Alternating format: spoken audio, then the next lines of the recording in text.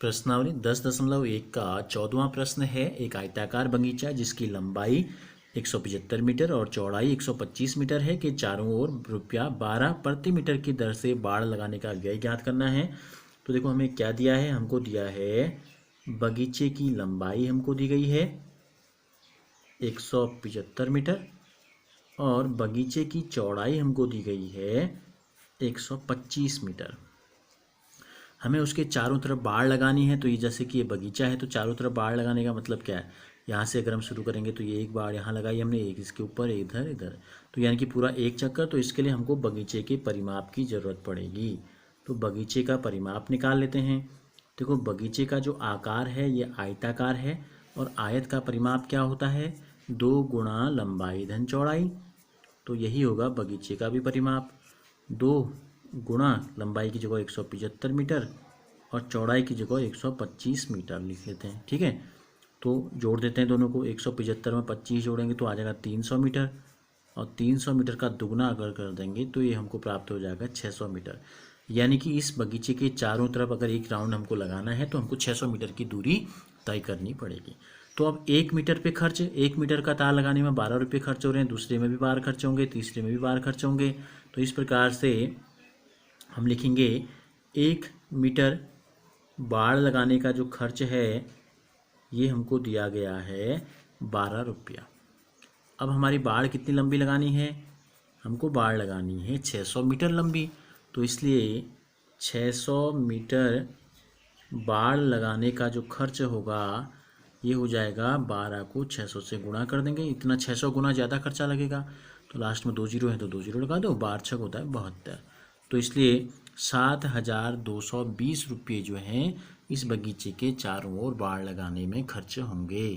15वां प्रश्न है, स्वीटी 75 मीटर भुजा वाले वर्ग के चारों ओर दौड़ती है।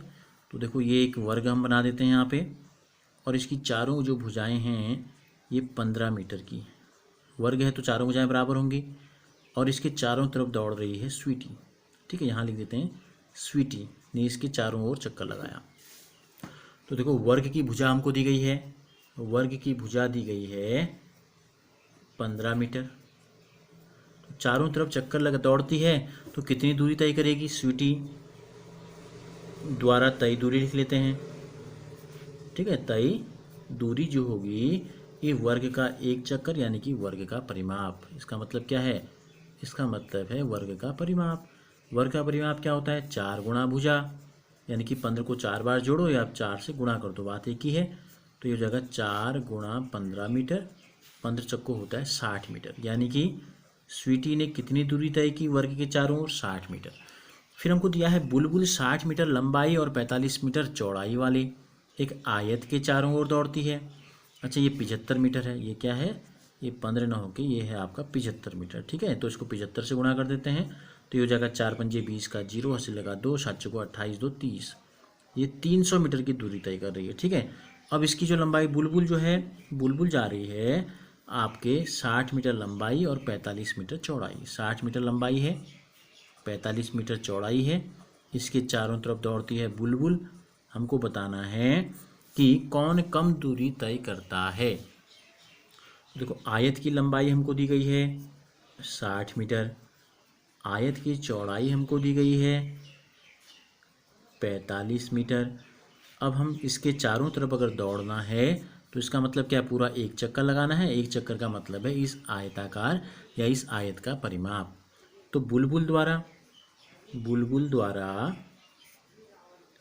तय दूरी निकाल लेते हैं। तय दूरी जो होगी वो आयत के परिमाप के बराबर होगी। आयत का परिमाप यानी कि आयत का एक चक्कर, आयत का परिमाप क्या होता है, 2 गुणा लंबाई धन चौड़ाई। तो 2 के स्थान पर 2 रख देंगे, गुणा के स्थान पर गुणा, कोष्टक की जगह कोष्टक। लंबाई दी गई है 60 मीटर और धन की जगह धन और चौड़ाई हमको दी गई है 45 मीटर। पहले क्या करते हैं, कोष्टक के अंदर की दोनों संख्याओं को जोड़ेंगे।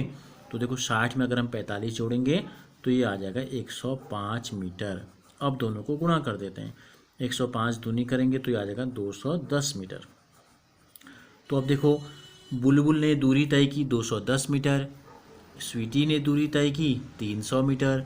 तो 300 और 210 में कौन छोटा है कौन बड़ा है, देखो चूंकि 210 जो है छोटा है 300 से, हमको यही बताना है कि दोनों में से कम दूरी किसने तय की। तो लिख देंगे अतः